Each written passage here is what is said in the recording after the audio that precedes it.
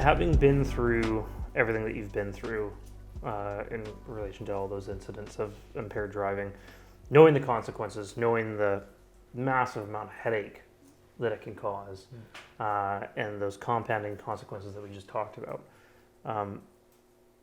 we as police officers know that, even despite all the efforts that we make to try to convince people to plan a safe ride ahead, don't drive impaired, these are the consequences, these are the lives that you're potentially affecting, including yourself.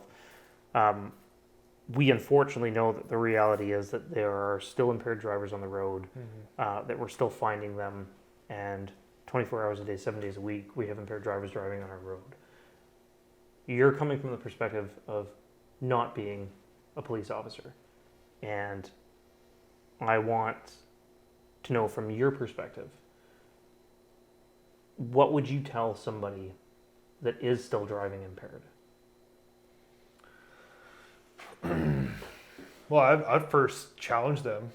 I would think about it.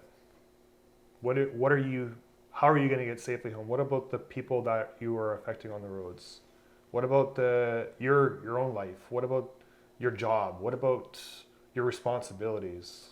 And try to get them in the mindset of thinking, okay, this is not a good idea. I shouldn't really do this, because what if I lose my job? Or what if this affects your marriage or your relationships with your family, or whatever's going on in your life, kind of thing. So the biggest one is just depending on the state and how. I haven't really put a lot of thought on how I would, but my first instinct would be to challenge them, to challenge their thinking. Because you're going to keep on doing this. Think about, okay, the cop doesn't want to be pulling you over, right? They have better things to do. They have families to go home to. They don't need to see people killed on the roads, or they don't need to see dead bodies. They don't need to see all that kind of stuff. And then also, like I said, on how it's going to affect their own life, in their own, whatever they're doing, whatever their day-to-day life kind of thing.